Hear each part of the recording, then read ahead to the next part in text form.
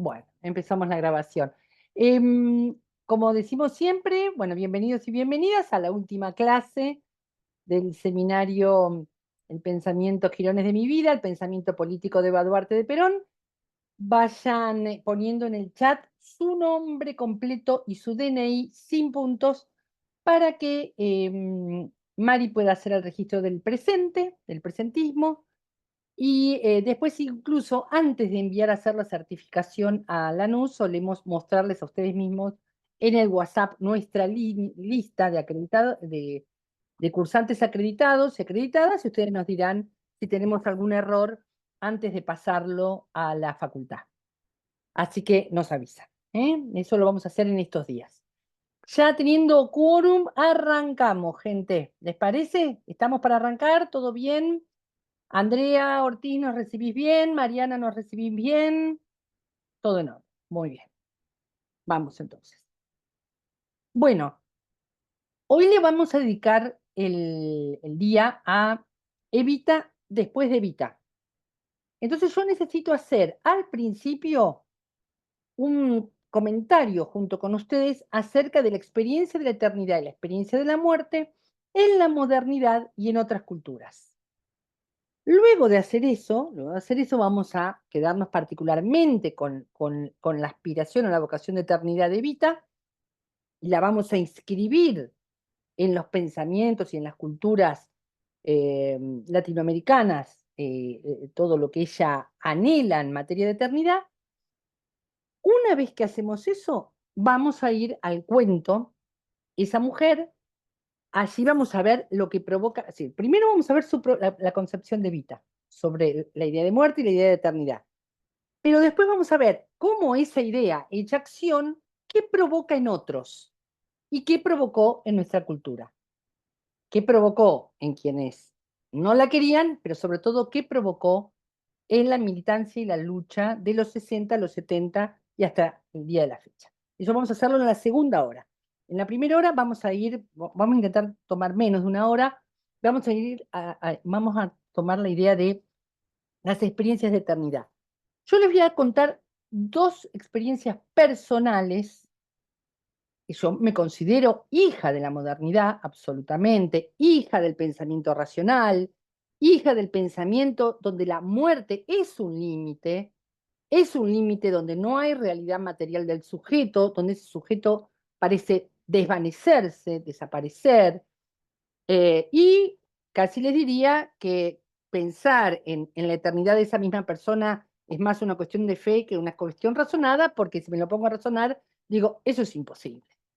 Eso es imposible. Entonces digo, siendo hija de ese legado de la modernidad y de la ciencia, donde la muerte es un límite, donde la muerte termina algo y lo termina para siempre, yo les voy a contar dos experiencias personales que tuve en relación a encontrarme con otras ideas de la muerte. Una vez que haga eso, voy a eh, voy a traer un concepto con algún autor latinoamericano de esa idea que les voy a traer, y luego vamos a abrir un poquitito el debate a ver si ustedes también han vivenciado cosas similares a las que les voy a decir. Una vez que hagamos eso, sí vamos a pasar a la muerte de Evita y a su actividad posterior, digámoslo así. Vamos a las experiencias personales, ¿eh? Yo voy a empezar por una. Voy a compartir pantalla un ratito. ¿Me están escuchando bien? ¿Todo bien? Porque voy a compartir pantalla. Bueno, yo soy Claudia Bernaza Romaniuk, soy de ascendencia ucraniana y tuve la suerte, que me ha dado el privilegio en la vida, de haber podido viajar a Ucrania. Cuando viajé a Ucrania me encontré con una sociedad agraria, preindustrial, una sociedad en una provincia rural de Ucrania, en la provincia de Volinia, que tenía creencias que distaban muchísimo de lo que yo conocía respecto de pasado, presente, futuro, el tiempo, la muerte, la eternidad. Entonces yo voy a hacer dos comentarios donde a mí esa experiencia en Ucrania, en ese pueblito, en esa aldea rural de Ucrania, me trajeron ideas diferentes sobre muerte y eternidad. Entonces comparto pantalla, a ver si me sale bien. Muy bien. Les voy a compartir, este es un libro mío que se llama Las palabras y los días, y después en todo caso les paso el link. Este es un cuento que se llama Lena, junto a una silla vacía. ¿La ven bien la pantalla? ¿Todo en orden? Háganme señales con el dedo. Sí, se ve bien. No voy a leer todo el cuento, solo voy a leer la experiencia que viví cuando yo entro a la casa de Lena. Lena, que está allí junto a la silla, es mi tía. Es una tía mayor mía, ya fallecida, y la experiencia que tuve cuando entré a su casa. Muertos y vivos. Estoy en la aldea de Boronchín, en Bolivia, una cierta nación ucraniana. Estoy parada frente a una fotografía que cae desde la pared. Allá, los cuadros cuelgan casi a la altura del techo, muy inclinados hacia abajo para poder verlos. Ahí en esta imagen se ve esto que digo, ¿no? Un Cristo y una Virgen también miran desde esa posición, rodeados de un rushnik, que es ese paño blanco que ven aquí, ¿no? Rodeados de un rushnik de lino bordado en punto cruz, rojo, negro, blanco, negro, formando rosas perfectas. Los bordados también rodean las fotos de los muertos, la tela cayendo sobre una repisa con flores de plástico. Las imágenes recuerdan, y aquí está, ¿no? El cuadro que es como un rompecabezas que hacen de imágenes en un cuadro también rodeado por este paño. Las imágenes recuerdan juventudes o el último instante, a veces el más último de los últimos instantes, porque si no hubo tiempo de fotografiar en vida a una persona, allí está igual, los ojos apagados pero abiertos en el destello final de la cámara antes de recostarlo en el féretro. Siempre esos cuadros, en el recibidor y en el salón donde se toma vodka y se come arenque con las visitas. Hay un cuadro en todas las casas que reúne imágenes familiares desde la primera vez que una cámara volcó luces y sombras en un papel. Daguerrotipos apenas legibles junto al brillo Kodak. Un desfile de niños, acordeones, soldados, novias aferradas a sus ramilletes, antes o después de irse. Así se presentan los habitantes de la casa. La muerte es un detalle. Esto es lo que quería compartir con ustedes. Voy a mostrarles ahora las fotos más como, a ver si lo logro compartir. Las fotos que vi allá y que después me llamaron muchísimo la atención y con las que estuve trabajando mucho en estos días. Ahí está el cuadro que les contaba y las fotos que iban eligiendo o no para el cuadro, ¿no? Allí hay una foto, esta es una foto hay muchas fotos de féretros, de personas fallecidas, ya fallecidas, algunas poniéndolas en una posición como si estuvieran vivas y en otras en el féretro, ¿no? Y vamos a la otra, a la foto que quería compartir con ustedes con más claridad. Es la foto de la que habla el texto que les leí. ¿La ven? ¿Se ve bien? Es la foto, la primera foto. ¿Se ve bien? ¿Sí? ¿Sí? Gracias. Es la foto que es la primera que vi, la que estaba colgada allí, y ese blanco que se ve al costado es ese rushnik, ese paño que les contaba. Una vez que pasamos al comedor, una vez que se hicieron todas las presentaciones del caso, de esas personas se hablaba siempre en presente. Lo mismo que como se hablaba de Hitler, de Stalin o de Lenin. Tanto en las conversaciones políticas como en las conversaciones referidas a la aldea, como en las conversaciones familiares, no había pasado y presente, todo se hablaba en presente. Imagínense esta cabecita racional, ¿no? Científica, ingeniera, con sus cajitas. Bueno, la cabeza me estalló por todos lados y fue la primera experiencia vital que tuve respecto de una idea que luego pude ir leyendo con más claridad también para América Latina y para todas las sociedades y las culturas no occidentales o culturas occidentales preindustriales. El segundo episodio que tuve de esta idea de que la muerte es un pasaje bastante relativo,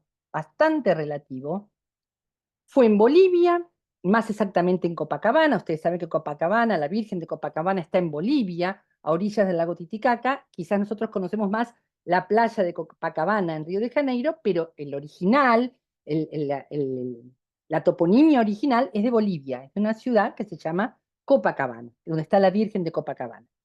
Allí estuve en ocasión del Día de Todos los Santos, 1 de noviembre, y el Día de los Difuntos, el 2 de noviembre, fecha que ustedes saben es muy reconocida y es patrimonio cultural de la humanidad en México, pero que está a lo largo de todas las culturas andinas y también en Argentina, lamentablemente con una prohibición que hizo hace algunos años el gobierno de la Ciudad de Buenos Aires a esta costumbre que les voy a contar.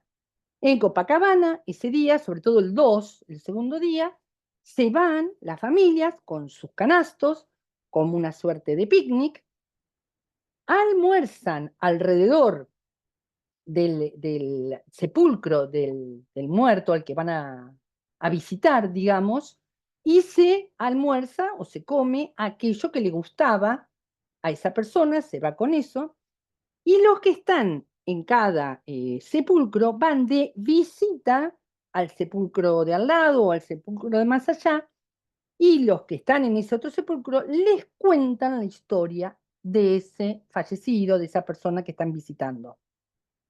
Y entonces intercambian comida en ese momento. Luego se va la otra y se va la otra en una suerte de ronda circular de personas que van pasando de grupo de almuerzo a grupo de almuerzo. Mientras tanto, los niños remontan barriletes, juegan a la pelota, etc.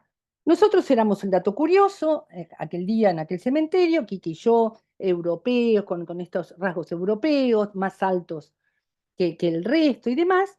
Y por supuesto, éramos muy requeridos para escuchar las historias de todos estos familiares, y esas historias también eran relatadas en presente. Hacían un esfuerzo enorme para relatarlas en castellano porque ellos hablaban entre ellos en quichua, en aymara, perdón. Eh, otra vez a mí se me rompieron todas las variables, no había tristeza, no había llanto, no había una suerte de angustia referida a este pasaje. Seguramente lo habría en muertes más próximas en el tiempo, lo que fuera, pero esto se trataba de otra cosa.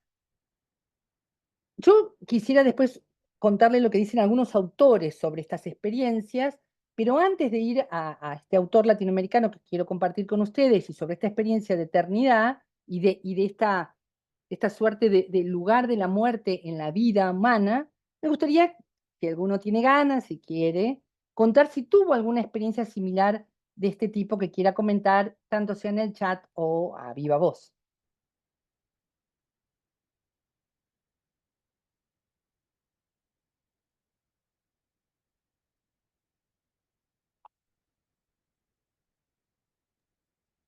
Mientras espero que alguien venga con una experiencia, a mí me hace recordar, yo no soy creyente de ninguna religión, y uno entonces dice que la persona que se muere no va a la vida eterna, pero vive mientras que alguien se acuerda de él o de ella. Para mí eso tiene mucho que ver con algo que tiene que ver con la religión católica y otras, en las que hay una vida eterna y gente como yo pensamos que la vida eterna consiste en que exista alguien que se acuerde de uno. Creo que no está tan lejos de lo que estás diciendo vos. Sí, lo voy a comentar cuando lea al autor latinoamericano. Lo voy a comentar particularmente porque hay una idea diferente de ese recuerdo, de esa memoria, en el pensamiento moderno, distinto que en el pensamiento latinoamericano. Así que, A pero mí, parti- lo dejo ahí. Dale, Majo. No, a mí una cosa que me quedó con respecto a eso, fui primario y secundario en un colegio católico, pero me acuerdo el profesor de literatura de primer año, me acuerdo siempre de esa clase cuando hablaba de la importancia que tenían en el medioevo para, o sea, en lograr la vida de la fama, ¿no? O sea que pensaban toda su vida en función de trascender. Em, entonces, eso del medioevo, claro, a mí eso me quedó siempre. Y pensé que cuando uno no habla de las personas, ahí las mata, vivas o muertas. Y me parece re importante, o sea, yo es algo que personalmente lo hago cuando fallece alguien cercano, en ofrecer a hablar sobre esa persona, porque todos se callan como si fuera por respeto, pero en realidad lo Bien, están matando. ¿No? Entonces, a mí me parece que sigue existiendo y que sigue estando y que me parece que también un poco eso fue el eje llevándolo a una cuestión pública de lo de madres y abuelas, ¿no? bien, Nunca hablar en pasado, mantener la causa se mantiene en el presente, porque siguen estando y están. bien. Voy a hacer lo mismo que con Mari. Voy a hacer lo mismo que con Mari, Majo. Por algún comentario que hiciste del trascender, voy a dejarlo para comentarlo después. ¿Sí? Ah, Sí, hola. Marinés, sí, Eh, antes de ir a la otra persona que va a participar, quiero responderle a Marinés. Sí, sí, había comentado que esta costumbre andina viene de México y es más, en el caso de México está declarado Patrimonio Intangible de la Humanidad, el Día de los Muertos. Así que no es que es parecido, es la misma, es la misma práctica, digamos. Al contrario, te diría, en México está incluso hasta mucho más desarrollado. Ahora sí, no sé quién estaba por hablar y yo le no, interrumpí. yo quería Dale, participar, Gabriela. porque no sé cómo, no se me levanta la manito. No Eh, hay problema. sí. No, a mí me está pasando mucho ahora con esto que contabas. Hace poco falleció mi abuela, que era abuela de Plaza de Mayo, eh, aquí en Córdoba muy reconocida, yo estoy en abuelas. Y me pasa que cuando hablo de ella, también muchas veces me sale a hablar en presente. Y me cuesta y después me retraigo y recién cuando estaba por hablar como, me pasa Bien. eso de discutir cómo hablo de ella porque es un montón de lucha y de enseñanzas que hay, que nos dejó y nada, me está justo pasando mucho eso, que era alguien tan cercano y con tanta trascendencia en Córdoba y en Abuelas, que es también mi espacio de militancia y de laburo. Y justo esto, me pasa siempre de hablar en presente y después me retraigo y es como no hablo en pasado, pero bueno, nada, eso como Y para... capaz no tengas que retraerte. Sí, Camila, después para ponernos en el chat el nombre de tu abuela, para que sea mm, abuela de todos nosotros y para que después en el WhatsApp nos pases algún link donde conocerla, ¿te parece? dale, ahora les paso. Dale, dale. Bueno, qué lindo, qué lindo. Bueno. ¿Quién más? Adelante, ahí alguien pide la mano levantadita. Maite Eras. Maite Eras. Ahí está. Adelante. Tenés que abrirte el Mira, micrófono. ahora sí tengo sonido. Les quería contar experiencias parecidas a la tuya, Claudia. Yo viví muchos años por exilio en Brasil y en Venezuela. En Venezuela los entierros, sobre todo los de los niños, yo no voy a decir que se festejan, pero sí se celebran, se juntan, cantan todos, comen, cantan. Las canciones del folclore popular venezolano son funerarias, son de nada, se juntan las familias y cantan todo el tiempo. Y ahora estoy recuerdo, Violeta Parra canta el Rin Rin del Angelito, es una canción popular, hasta alegre, que tiene que ver con la muerte de los niños. Me acuerdo esa hora que me sale, y en Venezuela casi todas las canciones, la, la típica, no me acuerdo cómo se llama ahora, una canción que se va cantando y se le van agregando noticias políticas, y todos se van a acordar porque son las que se cantan siempre, no me acuerdo el nombre ahora. Es una canción funeraria, es una canción de los... Yo digo funeraria para usar palabras de nosotros, Sí, pero sí, sí, te entiendo. claro, parece hasta feísimas, no son tristes, son encuentros donde el pueblo se arregla, cantan y incluso van llevando el cajón y lleno de flores y canciones. Es otra idea de la muerte, me parece. Maite, después cuando la encuentres, pasala el link al YouTube en el grupo. Sí, sí, pero no me puedo Pasalo. acordar, pero todo el mundo la No, pero conoce, es la ya la canción vas a típica encontrar. venezolana. Bueno, ahora Ya- la cuento y la escribo. sí, sí, si no, después en el WhatsApp. ¿Quién más había pedido a mano? Puede ser Sol, que me Sí, pareció. Dora subió algo, pero no estoy viendo. Está en el chat. ¿Alguien más? A ver, yo estoy mirando. A ver, a ver. ¿Natalia Molina o es aplauso? ¿O querés comentar algo? Ahí está, vamos con Natalia Molina. Dale. Tal? Buenas noches.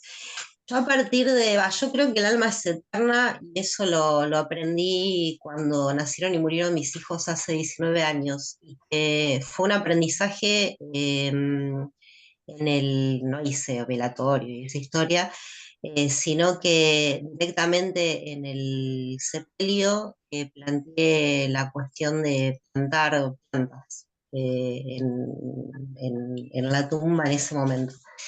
Y después, cuando se murieron mis viejos, también de repente, no sé, como que me enojaba la cuestión del silencio y planteaba que ellos eran pura vida y que, bueno, y esto, y quería que la gente hable y que hagan un aplauso o algo, porque creo bueno, lo que planteaba Mari, son recordados mientras se nombran y mientras el silencio no está bueno en esos momentos.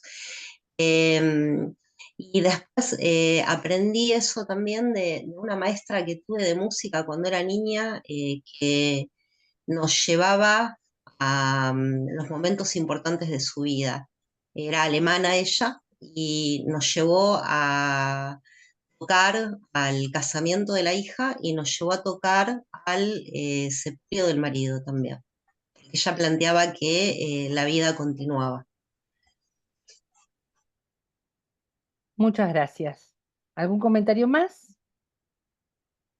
Porque nosotros vamos a hacerle algún rulo a estas ideas que ustedes van diciendo, que no dejan de ser ideas situadas en nuestra crianza y en nuestra forma de convivir con ideas de la muerte que generalmente están rodeadas de mucho silencio. Pero necesito hacerle algún ajuste a estas ideas que van apareciendo.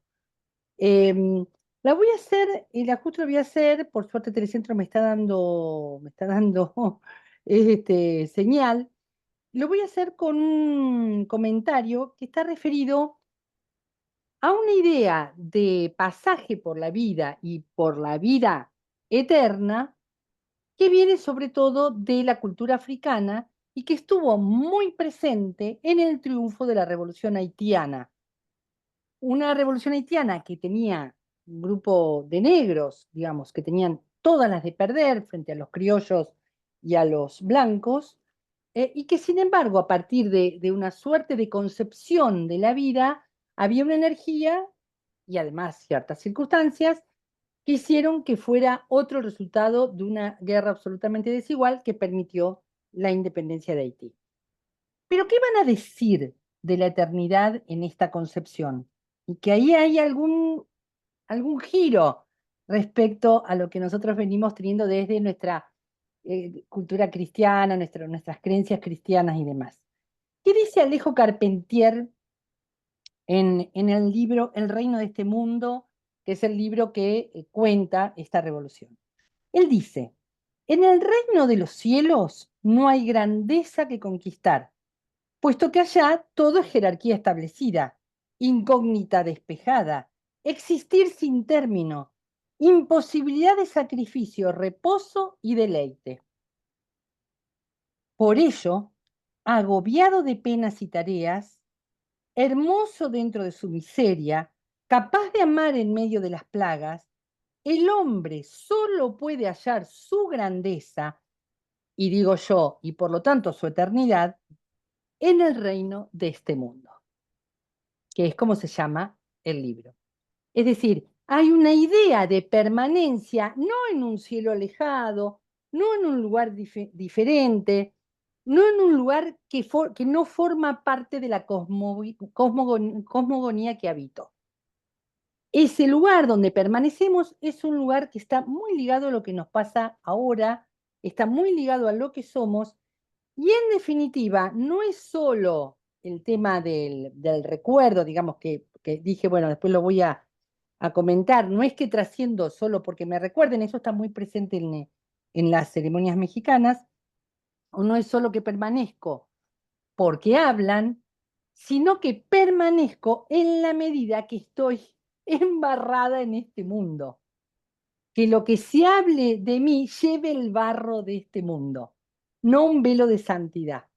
No sé si se entiende a lo que voy. Y además de estar ese recuerdo embarrado en este mundo, es un recuerdo del nosotros, nos va a decir Pepe Tassat.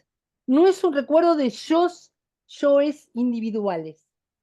Es un recuerdo del nosotros y por lo tanto la muerte, la geografía, el tiempo, el pasado, el presente son detalles en esa cosmogonía del nosotros. Lo quiero comentar porque hay como una ligación muy fuerte, obviamente Dante Alighieri mediante, Evangelios mediante, hay una idea muy fuerte de una eternidad separada del reino de este mundo.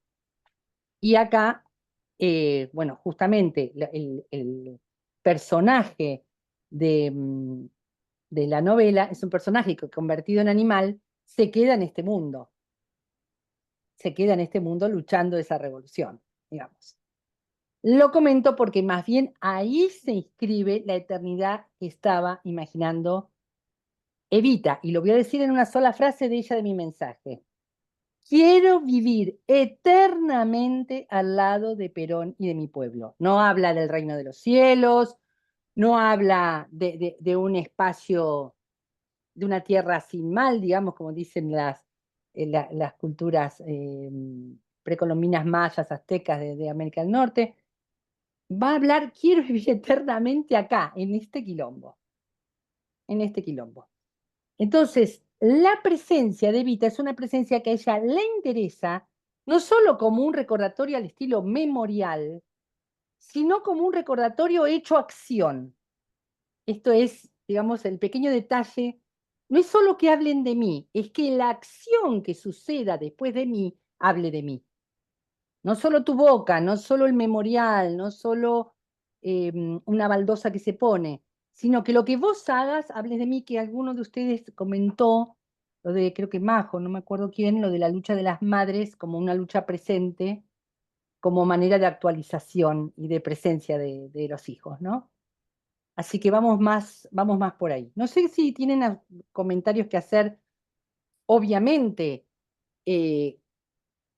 caen hecho trizas, caen hecha. Ah, sí, adelante, Sol, antes de ir a lo que quiero seguir, adelante.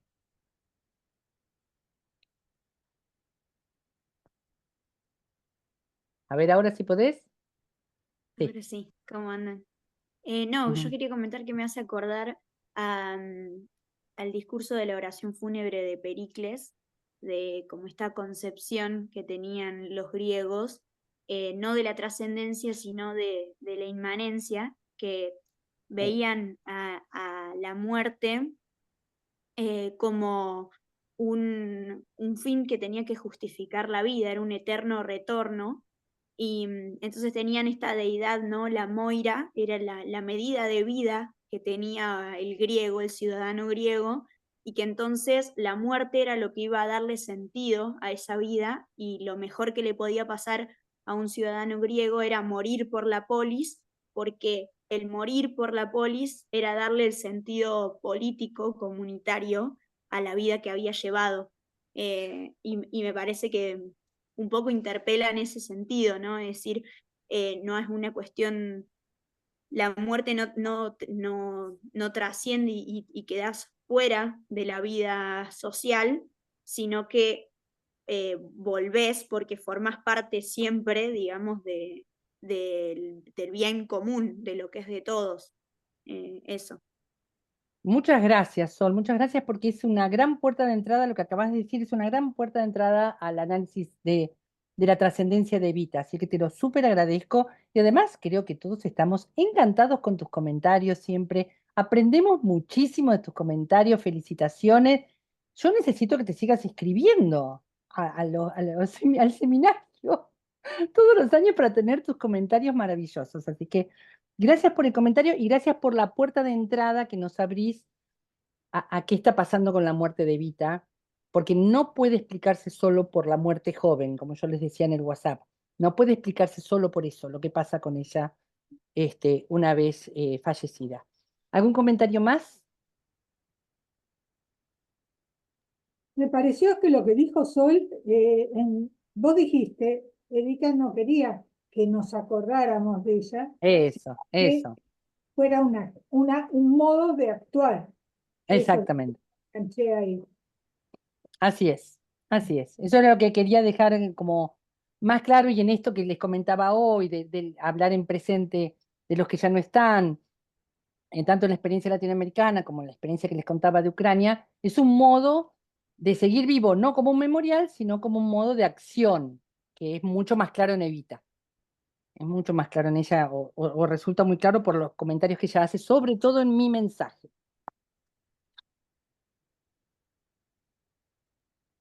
¿Alguien más? Diego, que siempre comentabas, Paulita, Ginés, Laurita Soria, Cecilia, Grepi. Qué genia, Sol. Sí, la verdad que sí. Un placer escuchar sus comentarios. La verdad que te disfrutamos mucho, Sol. Te disfrutamos muchísimo. También muy interesante lo que Maite nos acercó. ¿Alguien más?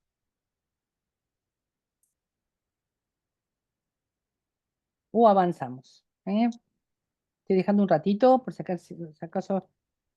Justo estaba por comentar, cuando Sol pidió la palabra, que el avance el progreso científico de Occidente, de la modernidad, se da de bruces con todo esto que estamos comentando. Trae muchísimos problemas a esto y les recomendaría, para ver ese momento de choque frontal de dos concepciones, de dos como visiones, dos ideas de la vida y la muerte, les recomiendo muy especialmente porque todavía por suerte no bajaron eso de internet y cada tanto lo dan en encuentro porque todavía no llegaron ahí las garras de Milei. Les recomiendo particularmente Cautivos de la Ciencia, una serie de Canal Encuentro sobre lo que pasó, a ver, se los voy a pasar ya mismo para quedarme tranquila. Una serie que cuenta sobre todo el caso de un cacique del sur. A ver, esperen que lo encuentre y ya se los paso. Cautivos de la Ciencia. Y que lo cuenta una descendiente. Ahí está. Ahí lo mando al grupo, así lo tienen. Es muy interesante ver esa. Es una serie corta, digamos. Sobre todo el tema de la disección, de llevar muertos y vivos al Museo de la Plata con Florentina Meguino, una niña de 2 años que muere a los 15, que fue la criada de Alejandro Korn. Y una localidad de La Plata lleva el nombre de Alejandro Korn y es un gran científico, muy reconocido, y tuvo una criada niña, fallecida muy joven, y bueno, todo lo que pasa con la familia del cacique, que ya mismo le digo cuál es el cacique, ya me voy a acordar, y Nacayán, espera, que lo encuentro bien. Sobre todo es muy interesante. Espera que lo encuentre.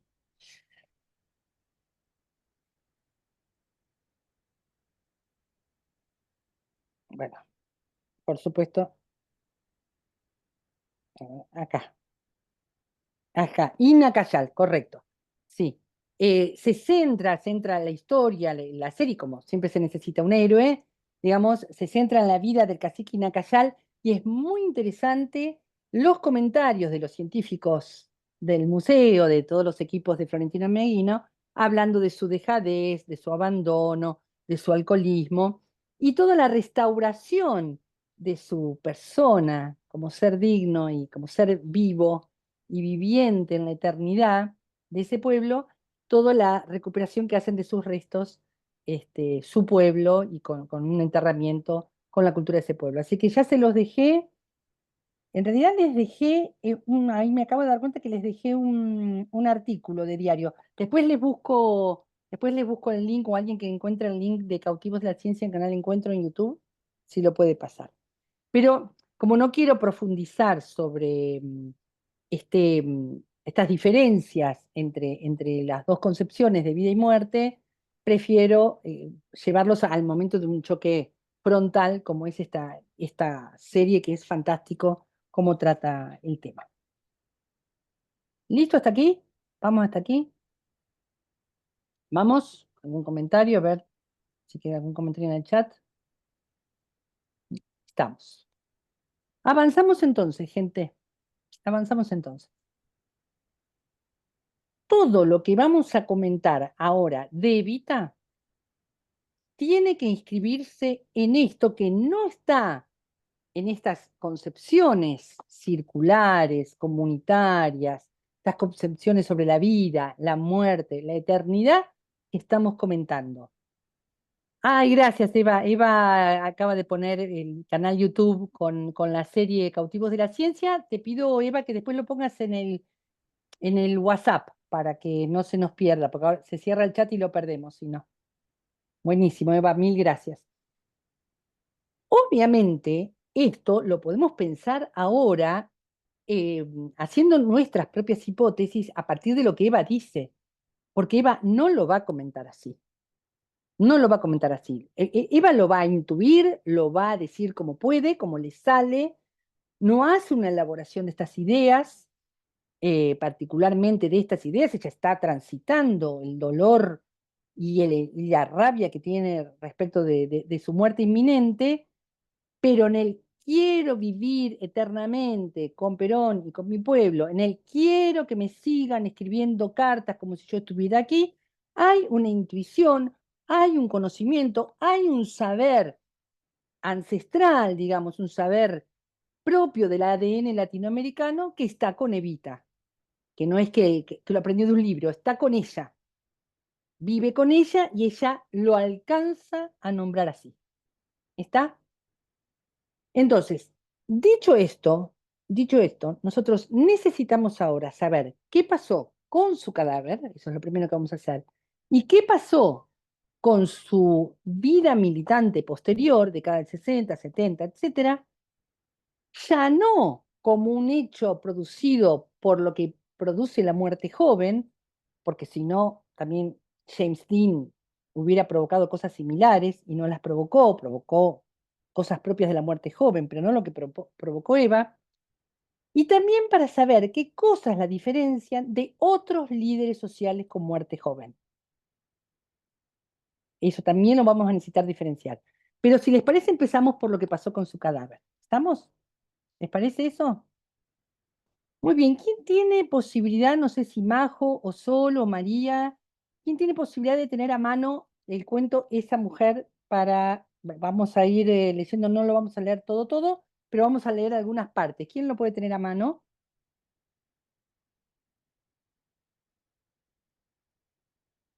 Yo lo abro para acompañar, pero para que no estén siempre escuchando mi voz. Yo los voy a ir interrumpiendo.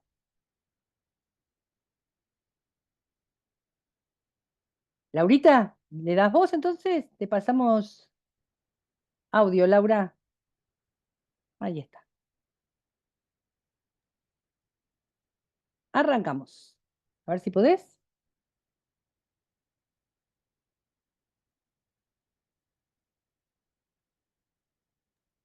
Vos te tenés que desmutear.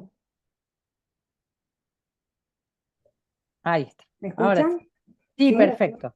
Avance. Bueno, esa mujer, Sí, vamos. comienzo. El coronel elogia mi puntualidad. Es puntual como los alemanes, dice, o como los ingleses. El coronel tiene apellido alemán.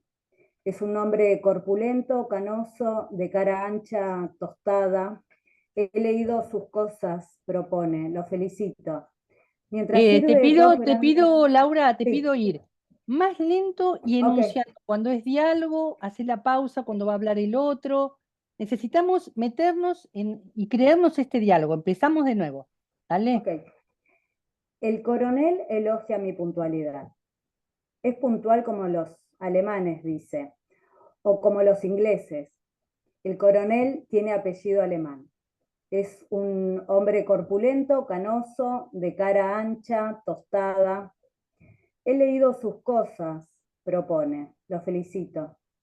Mientras sirve dos grandes vasos de whisky, me va informando, casualmente, que tiene 20 años de servicio de informaciones, que ha estudiado filosofía y letras, que es un curioso del arte.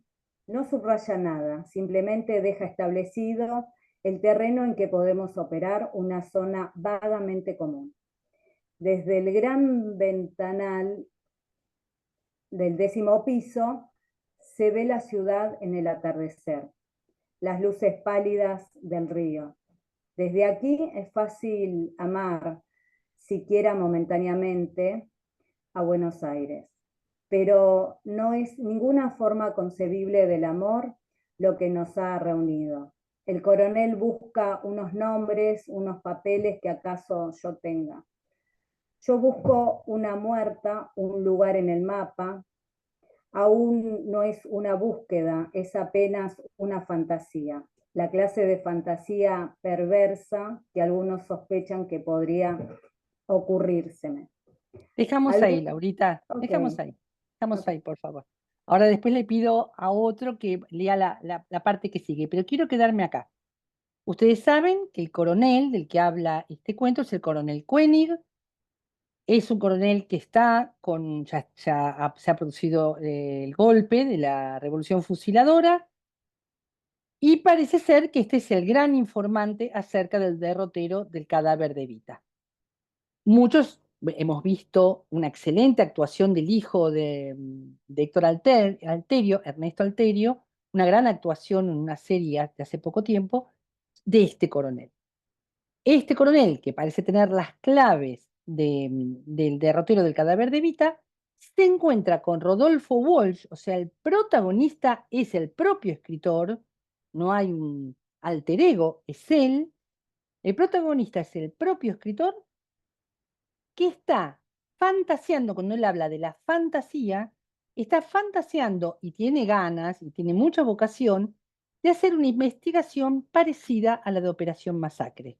Es decir, de que de estos intercambios que él tenga con Koenig, logre Muri Koenig, es en realidad el apellido completo, que él logre a partir de estas conversaciones, que él piensa que esta es la primera, se logre indagar acerca de ese derrotero. Busco una muerta, dice, y tengo una fantasía.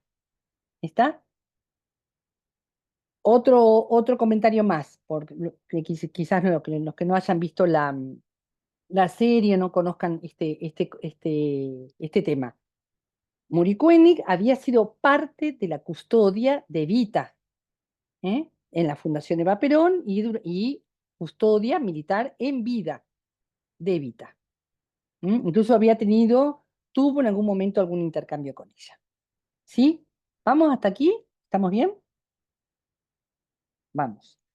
¿Quién se anima a leer la segunda parte? El segundo. Vamos, María, adelante. Gracias. María, que me acuerdo que dijo, este es el mejor cuento argentino. Les cuento eso. Rodolfo Walsh, además de ser un gran periodista, es un gran cuentista. Un gran cuentista. Entonces, tiene todo esto que comentaba María de la capacidad de hacer cuentos. Adelante, María. Pero sabés que está considerado realmente como el mejor cuento argentino, ¿eh? No lo digo de Ah, fanática, mira. no digo fanática de Walsh, sino que, bueno, ¿desde dónde sigo? ¿Desde el coronel sabe dónde está? ¿O No, qué? algún día pienso en momentos de ira, Ah, iré a buscarla. algún día, pienso en momentos de ira, iré a buscarla. Ella no significa nada para mí, y sin embargo, iré tras el misterio de su muerte, detrás de sus restos que se pudren lentamente en algún remoto cementerio. Si la encuentro, frescas, altas olas de cólera, miedo y frustrado amor se alzarán, poderosas, vengativas solas, y por un momento ya no me sentiré solo, ya no me sentiré como una arrastrada, amarga, olvidada sombra. El coronel sabe dónde está. Se mueve con facilidad en el piso de muebles ampulosos, ornado de marfiles y de bronces, de platos de Meissen y María, apagá tu cámara para que te recibamos mejor. Adelante. Sonrío entre el jonquil falso, el Figari dudoso. Pienso en la cara que pondría si le dijeran quién fabrica los jonquil, pero en cambio elogio su whisky. Él bebe con vigor, con salud, con entusiasmo, con alegría, con superioridad, con desprecio. Su cara cambia y cambia, mientras sus manos gordas hacen girar el vaso lentamente. Esos papeles, dice. Lo miro. Esa mujer, coronel. Sonríe. Todo se encadena y lo sofa. A un potiche de porcelana de Viena le falta una esquirla en la base. Una lámpara de cristal está rajada. El coronel, con los ojos brumosos y sonriendo, habla de la bomba. La pusieron en el palier. Creen que yo tengo la culpa. Si supieran lo que he hecho por ellos, esos roñosos. ¿Mucho daño? Pregunto. Me importa un carajo. Bastante, mija. La he puesto en manos de un psiquiatra. Tiene 12 años, dice. El coronel bebe, con ira, con tristeza, con miedo, con remordimiento. Entra su mujer, con 2 pocillos de café. Contale vos, negra. Ella se va sin contestar. Una mujer alta, orgullosa, con un rictus de neurosis. Su desdén queda flotando como una nubecita. La pobre quedó muy afectada, explica el coronel, pero a usted no le importa eso. ¿Cómo no me va a importar? Oí decir que al capital N y al mayor X también les ocurrió alguna desgracia después de aquello.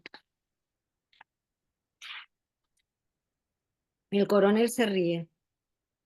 La fantasía popular, dice. Vea cómo trabaja. Pero en el fondo no inventan nada, no hacen más que repetir. Enciende el Marlboro, deja el paquete a mi alcance sobre la mesa.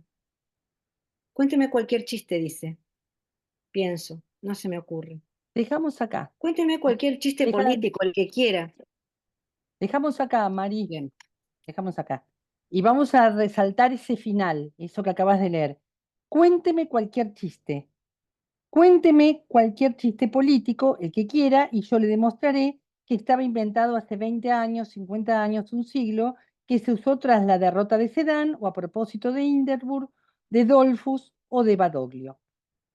A ver, piensa en la descripción que está haciendo con esas enumeraciones, ¿no? El coronel bebe con ira, con remordimiento, con enojo, el coronel bebe de esta manera, de esta manera, de esta manera, mientras habla de las pinturas falsas, habla de los potiches ajados, habla de un entorno, ¿no?, que tiene a un protagonista absolutamente mediocre respecto de la responsabilidad que le tocó tener.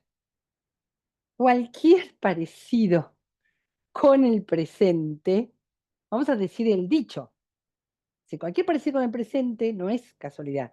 Lo que está queriéndonos hacer Walsh es que no nos enfurezcamos con este personaje como se enfurecía él. Y se enfurecía porque quería un enemigo de más altura. Si Jack iba a tener un enemigo, quería un enemigo de más altura. No este estúpido. Y además, fíjense cómo se cumple ese dicho, ¿no?, que ahora se está volviendo a usar y se cumple aquí en todo el tiempo en la mirada de Walsh, que es que cuando un payaso entra al palacio, el payaso no se vuelve rey y el palacio se vuelve un circo. Hay una sensación de que nada de lo que este hombre tenga como atributo de militar, de 20 años de servicio, de esta idea de que él sabe de arte, que después él compara con las pinturas falsas y con el potiche, nada de eso lo está pudiendo volver un hombre a la altura de lo que pasó y de lo que sabe. ¿sí? Bueno, ahí están hablando de una bomba que se puso en el palier de la casa de él, y hasta ahora hay una suerte de banalización de la conversación que Rodolfo Walsh nos quiere hacer sentir. Es decir, en vez de decirnos la conversación fue banal, el tipo era un mediocre, nos hace sentir todo eso a partir de la reproducción de este diálogo. ¿Lo van sintiendo esto? ¿Algún comentario para a ustedes? ¿Van viendo este correlato? Porque digo, frente a qué figura lo vamos a comparar, ¿no? Todo esto. Frente a qué cadáver, de qué cadáver estamos hablando, de qué muerta y de qué dirigente fallecida, de quién estamos hablando, y cómo Rodolfo Walsh nos pone todos los detalles de una absoluta banalidad. ¿Algún comentario sobre esto? Si no, avanzamos.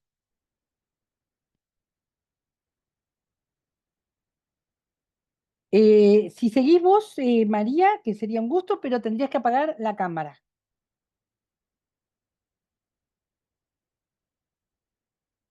No, ¿y esto? La tumba de Tutankamón, dice el coronel. Lord Carnarvon, basura. El coronel se seca la transpiración con la mano gorda y velluda. Pero el mayor X tuvo un accidente, mató a su mujer. ¿Qué más? Dice, haciendo tintinear el hielo en el vaso. Le pegó un tiro en una madrugada. La confundió con un ladrón, sonríe el coronel. Esas cosas ocurren. Pero el capitán N tuvo un choque de automóvil que lo tiene cualquiera, y más él que no ve un caballo ensillado cuando se pone en pelo. ¿Y usted, coronel? Lo mío es distinto, dice. Me la tienen jurada. Se para, da una vuelta alrededor de la mesa. Creen que yo tengo la culpa. Esos roñosos no saben lo que yo hice por ellos, pero algún día se va a escribir la historia. A lo mejor la va a escribir usted. Me gustaría. Ahí dejamos, María. Y yo, Ahí dejamos, María. Ahí está. Muy bien. ¿Lo ven al personaje? ¿Lo ven? ¿Ven su perfil? ¿Ven todo lo que ve Rodolfo Walsh en ese momento? Y además juega con la idea de que esta historia la va a escribir Walsh. ¿Pero de qué historia está hablando Muri Koenig? ¿De qué historia está hablando? A ver, que él quiere que Walsh escriba. Esto va a ser clave después. Para mí es su propia historia. Él quiere trascender. Exactamente, exactamente. La historia de él a través del cadáver o a través del dortero del cadáver. Y esto va a ser clave para el final del cuento. Vamos a avanzar. Después, por supuesto, supongo que muchos lo han leído.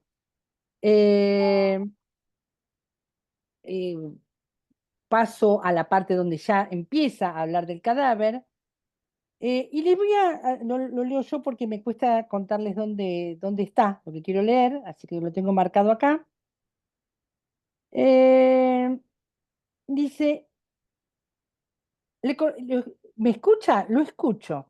Le cortamos un dedo. ¿Era necesario? El coronel es de plata ahora. Se mira la punta del índice, la demarca con la uña del pulgar y la alza. Tantito así le cortamos para identificarla. El coronel es de plata porque en los párrafos anteriores Rodolfo Walsh nos hace ver un cartel de Coca-Cola que se enciende y se apaga con colores rojos y plata.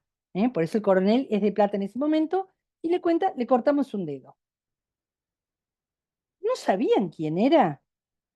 Se ríe. La mano se vuelve roja. Beba. Sabíamos. Sí. Las cosas tienen que ser legales. Era un acto histórico, ¿comprende? Comprendo.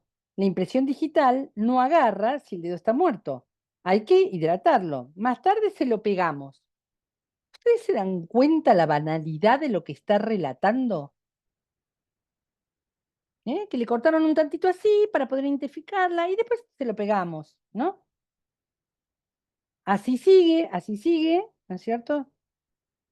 Y después va a hablar del destino del cadáver. ¿La sacaron del país? Sí. ¿La sacó usted? Sí.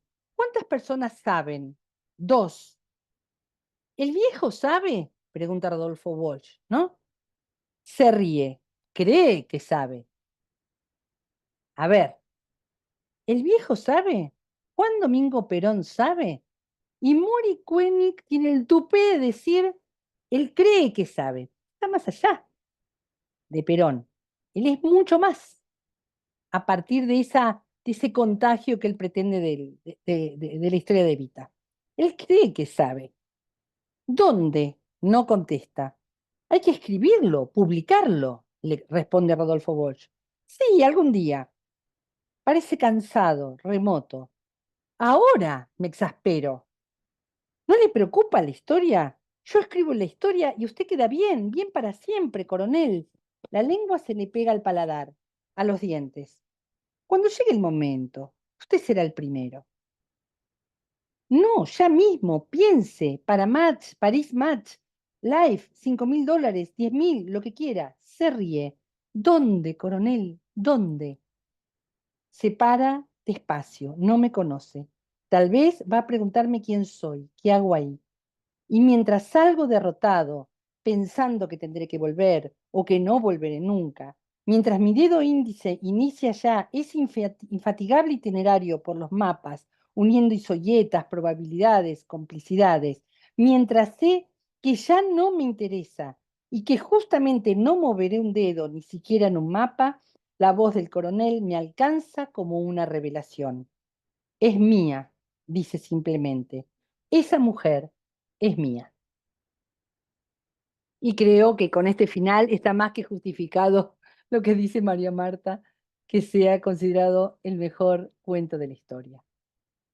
Es decir, alguien que entra para hacer una investigación, de pronto se da cuenta que no es por ahí, que no es por estas personas, y fíjense cómo al final se revela, ¿no? Esa apropiación que hace un ser banal de un ser como Evita, diciendo, es mía, esa mujer es mía, ¿no? Que da origen al nombre. Comentarios hasta aquí, sobre lo que dice el cuento, sobre lo que nos está relatando, más allá de lo que yo comenté por mi parte. ¿Comentarios de ustedes o comentarios que tengan de cuando lo leyeron en esta semana?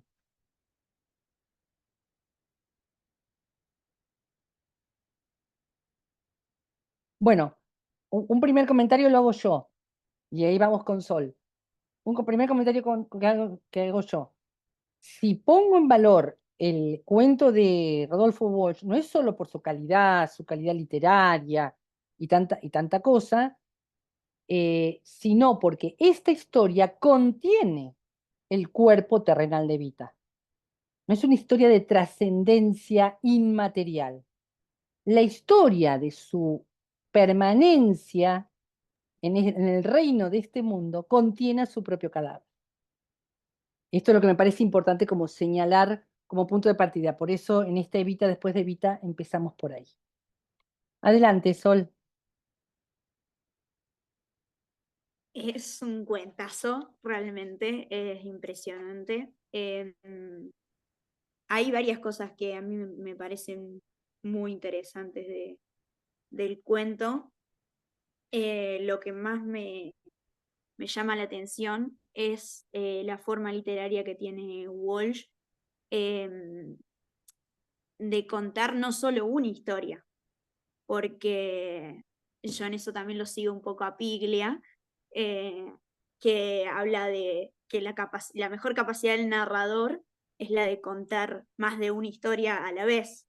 Y Walsh a veces es Walsh y otras veces es el pueblo, es la militancia política. Entonces, toda esta interpelación sobre la historia y sobre de quién es esa mujer, ¿no? Y esa cuestión todo el tiempo tiene como dos trasfondos, digamos. Quienes lo hacen trascender al coronel pueden ser Walsh o puede ser el pueblo. Y, digamos, Walsh todo el tiempo juega con eso. Lo mismo esta cuestión de decir plata sobre rojo, tras concéntrico círculo rojo invadiendo la noche, la ciudad, el mundo. El coronel es de plata, la mano se vuelve roja. Hay un yo también soy argentino del coronel, es una Argentina en disputa. Y a mí pero lo que más me me sorprende es justo la parte que habla del entierro y en la parte que dice, después en 25 de mayo, es justo la calle sobre la que sacan el cadáver de Eva, y dice, siempre cuidándola, protegiéndola, escondiéndola. Y después la tapan, pero la ponen en un lugar muy alto. El coronel también la pone en ese lugar. Y después dice, la enterré parada, como Facundo, porque era un macho. Y a mí esa parte me recontrainterpela porque la masculinización de las mujeres en política siempre es muy fuerte, y para que una mujer esté a la altura de la historia y de la política, tiene que ser un macho, no es una mujer, no es su feminidad, digamos, ¿no? Sino que es igual. Y a su vez, el coronel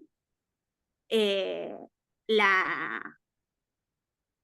ama porque también es argentino, digamos, para mí Walsh todo el tiempo está jugando justamente con eso, ¿no? Que me parece maravilloso. Y cuando dice, cuando llegue el momento, usted será el primero, para mí, Walsh también de nuevo juega con que los primeros que vamos a saber dónde está, puede ser Walsh o podemos ser nosotros, digamos. Y después Walsh cierra, tendré que volver o que no volveré nunca.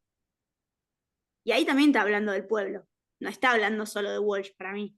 Así que nada, esos son los comentarios que me quedan a mí del cuento. Muchas gracias, siempre un placer, Sol, escucharte. 2 comentarios y solo una pequeña precisión. Gracias por los comentarios sobre el machismo y sobre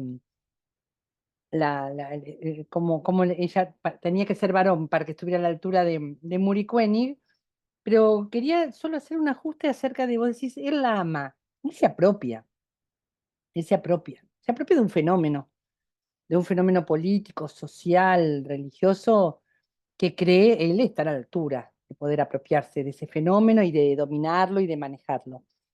Y cuando para mí, esa es una hipótesis, le retira el escenario Rodolfo Walsh cuando dice, yo no vuelvo más. Vos podrás tener todos los datos que quieras, pero yo no voy a seguir por acá. La investigación, de hecho la investigación y todo lo que se supo después de su entierro en un convento italiano y todo lo demás, todo eso se supo por otras vías y no por este hombre. Cuando él le retira el escenario, lo hace no merecedor para Rodolfo Walsh, y como vos bien decís, para el pueblo, él no va a ser el interlocutor de esta eternidad. Él no lo va a hacer. No lo va a hacer. A mí me parece muy interesante esa decisión de Walsh de decir, yo no vuelvo más. Tu información, sabes dónde podés metértela. ¿No? Me parece muy interesante ese lugar, porque a partir de ese momento pierde todo valor la información que él tiene. Nada, no sé si es un ajuste a lo que vos dijiste o más bien cosas que quería agregar a lo que vos dijiste. Adelante, Diego. No, lo que a mí me gustó, digo, el tratamiento que hace de los personajes, tanto el mayor, el mayor X, el capitán N, y el coronel, terminan totalmente desmejorados. Es decir, todo personaje suele tener procesos de mejoramiento o desmejoramiento. Y ellos terminan desmejorados todos, con tremendos problemones. Es decir, es como que hay me da la sensación que Eva Apagá la sigue estando cámara, más viva Diego. que nunca y combatiendo contra ellos. Apagá la cámara si te escuchamos mejor. ¿Qué decías lo último? Ahí, Sí, ahí te escuchamos mejor. no, lo último, lo que decía era que, bueno, estos 3 personajes, el mayor, el capitán y el coronel, terminan totalmente desmejorados, como personajes, digo. Pareciera que ese cuerpo, que Eva está más viva que nunca combatiendo y destruyendo a estos mismos. Es como que y Walsh termina diciendo, por acá no es. Es decir, estos no son mis verdaderos custodios. Los custodios, en todo caso, seremos el pueblo. Algo así. Muy bien. esa sensación me dio, ¿no? Sobre todo a partir Muy de bien. de los desmejorados que terminan estos tres. Sí, sí, pero sobre todo para mí, por eso se detiene tanto en lo que nos leía Laurita y después lo que nos leía María Marta, por eso para mí se detiene tanto en la banalidad del personaje. Claro, claro, Personajes claro. incapaces de estar a la altura de lo que estaba sucediendo, incapaces de Exactamente. estar a la altura de lo que estaba sucediendo con esa mujer, con su historia, con su trascendencia, incapaces de estar a la altura al punto tal que son seres tan mediocres bueno, por Claro. supuesto, uno mata a la esposa, el otro termina alcohólico. Bueno, de Termina, hecho, Mori Koenig también termina alcohólico. claro, y termina y se lo ve alcohólico ya con su vaso de Ya, whisky, ya, exactamente, típico, típico de un alcohólico. Pero bueno, exactamente. eso, es decir, esto es lo que yo entendí de Walsh. Los custodios somos nosotros, el pueblo, no Así es, estos. así es. Pero además este suspenso, ¿no? Esto es muy bueno lo que decís, este final, este comentario final. Porque vos fíjate que vos estás llegando al final del cuento y vos tenés, ahí está la información, ahí nomás, pero no sos vos, no sos vos, Nosotros. eso me parece muy interesante. Y vuelvo a insistir, este diálogo sobre un cadáver es el diálogo sobre una identidad colectiva y por lo tanto sobre una eternidad colectiva. Por eso empezamos a hablar de la eternidad con un cadáver. Esto me parece importante resaltarlo porque no tanto, no me gusta resaltar tanto todo lo que fue el proceso de embalsamamiento, eso me pareció hasta bastante delirante de parte del peronismo.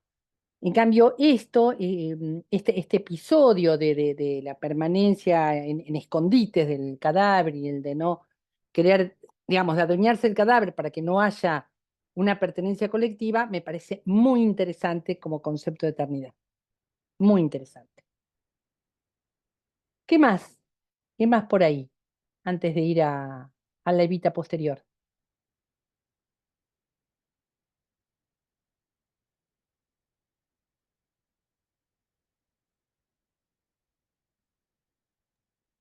Yo no pensaba esto de la eternidad, y hay un montón de cruces, sobre todo en los diálogos de este coronel, cuando dice, era ella, esa mujer era ella, ¿no? Como también dándole como cierto presente a eso, o como, bueno, al final esa mujer es mía, esta apropiación que se hace y lo pone en presente es mía, por más que es una cosificación y demás.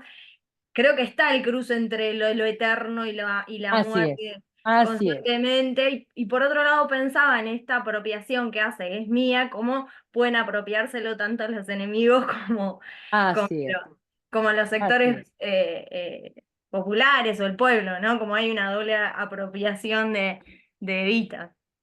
Gracias por reparar en el detalle del verbo en presente. Gracias. Esta mujer es mía. Y no dice este cadáver, ¿no? Esta mujer.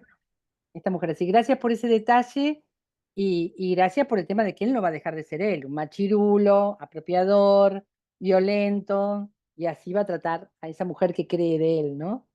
Así que bueno, muchas gracias por este comentario. Y ¿Alguno hay dos más? mujeres más que las trata más o menos del mismo, digamos, porque hay dos mujeres más en su relato, que es esta hija que queda un poco ahí, que, Así que- es. que no habla, y la mujer que sirve y tampoco habla. Bueno, también Muy buen detalle es el lugar de escenario de las mujeres, un escenario son objetos secundarios, incluso la mujer que mata el otro, el coronel N o X, no me acuerdo, ¿no?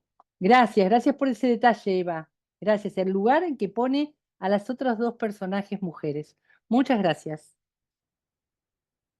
Les aclaro que todos estos comentarios me los llevo para los próximos seminarios. ¿Alguien más? Adelante, Marga. Marga, que está con alguien.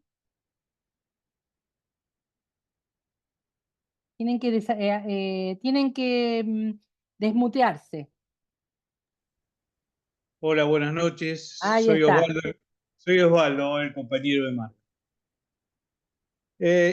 a mí me parece, como hablaba antes el compañero, que hay en su mediocridad, hay un poco de miedo a la responsabilidad que le dieron y un poco de miedo al personaje que están custodiando, ¿no? Visto desde el lado, digamos, gorila, ¿no? Ellos no sé si querían. Y después se trastornan. Tanto es así que, como dice, eso existió realmente. Un capitán mata a su mujer trastornado porque cree que le van a robar el cadáver. Y un accidente medio raro que hubo también con el otro oficial que custodiaba. Y también este hombre, el Quening, también se trastorna, tanto es así que le muestra el cadáver a María Luisa Bember, la escritora. Esta le cuenta a Manrique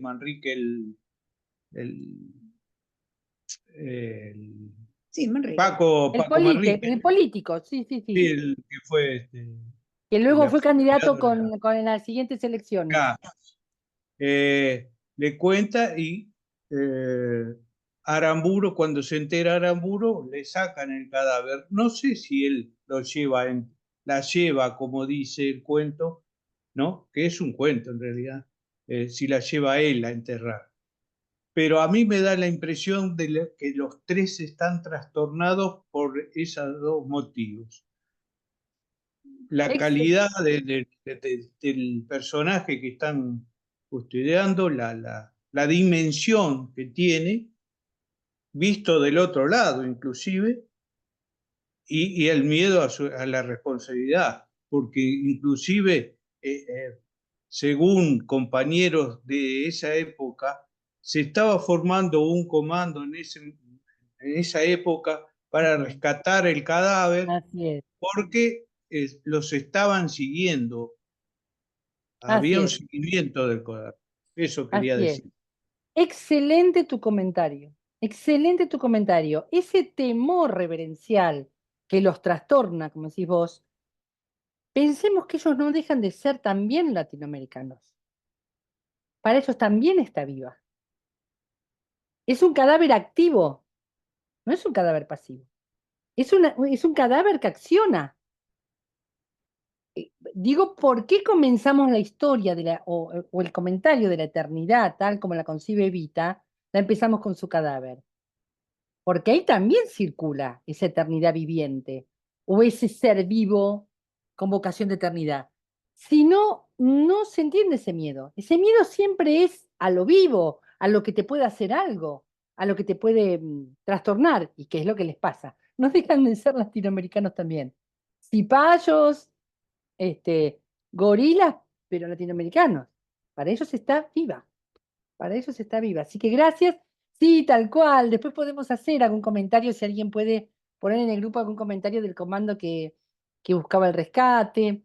Saben que la historia del secuestro de Aramburu está muy ligada a la idea de buscar pistas sobre el cadáver de Evita. Y también, además de esa búsqueda, no dejen de ver, si logran ver la serie, cómo había información subterránea acerca del derrotero del cadáver en una escena, no sé si la han visto, que creo que es en la calle 25 de Mayo, que hoy nombraban, donde se detiene el vehículo donde estaba el cadáver y hacia al otro día aparecen velas y aparece una suerte de altar, aparecen altares al pie del vehículo, que es un episodio histórico, un episodio comprobado. Así que había una información que andaba ahí dando vueltas subterráneamente acerca de por dónde andaba Evita. Esta Evita viva, ¿no? Así que muchas gracias por tu comentario, es excelente. Vamos a leer los del chat mientras alguno más se anima. Así vamos a la Evita de los 60 y 70. Hoy más que nunca, Eva nos demuestra que su cuerpo no está, pero sí cada legado, cada logro, cada paso nos marcó de por vida y de generación en generación. Bueno, vamos a hacer un ajuste a lo que decís, María. Su cuerpo está. Sos vos, María. Soy yo. Es todas las compañeras y compañeros que estamos acá. Ese es el sentido de la corporeidad del reino de este mundo, tal como se piensa como eternidad colectiva. El cuerpo está. Es el cuerpo de María López, es el cuerpo de María Rutia, de Mari Cobra, de Claudia Bernaza. Ese es el cuerpo de Evita. Y ese es el tipo de eternidad colectiva que se queda en el reino de este mundo. ¿Ves? Vive en la historia de nuestros logros. Sin ir más lejos, hoy, a 9 años del primer grito Ni Una Menos, nos confirma que vive su alma, su justicia, su capacidad, su don. Sí, pero te insisto, vive, es un ser viviente en acción. En acción. Por eso te recuerda a la militancia por el Ni Una Menos. En cada mujer que avanza, exactamente, que lucha, que persiste, pese a lo difícil que nos hace enfrentar a esta nueva sociedad donde quieren robarnos el placer de seguir sus pasos. Mientras tengamos sus logros como guía, tendremos fe y esperanza. Y acción. Pareciera que no sabe relacionarse con la grandeza femenina, sino a través de su propia mediocridad. Tal cual, Graciela. Nunca, es decir, lograban temerle, pero no mucho más, no mucho más. Es lo que termina descubriendo Walsh. Es lo que termina descubriendo Walsh y por eso no vuelve nunca más. Yo no voy a hacer juego a este mediocre. Melines dice, vive en el pueblo. Cuidado con ese tipo de consignas como Evita vive en el pueblo. Es una vida más concreta, ¿eh? Es una vida más concreta en cada militante, en cada situación, digo, para no generar como una suerte de trascendencia abstracta. Es una trascendencia concreta, ¿eh? La que busca Evita y la que para mí la hizo trascender en lo que vamos a comentar ahora. En acción, totalmente. Por eso, no es una vida en el pueblo como memorial, no es una vida en el pueblo como gran historia mítica, sino que es una vida presente en el reino de este mundo y en las acciones que emprende la militancia y que emprenden mujeres y hombres de este pueblo en este mundo. ¿Mm? Así que eso es solo como comentario. ¿Alguien más que quiera levantar la mano? Si no, avanzamos.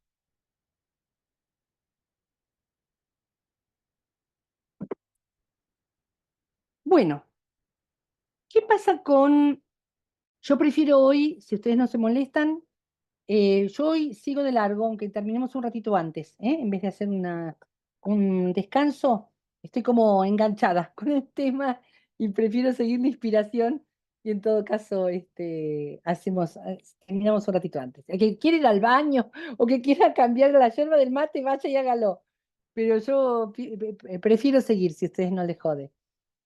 Les decía, ¿qué pasa con la Eva post Revolución Fusiladora?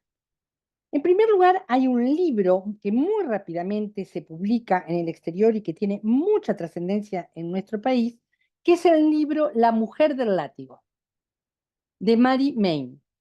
Es un libro que cuenta la antihistoria de Vita, la cuenta como un ser demoníaco, ambicioso, tremendamente usurpador del poder, es un ser que está todo el tiempo especulando, que especula con los pobres o con su acción con los pobres.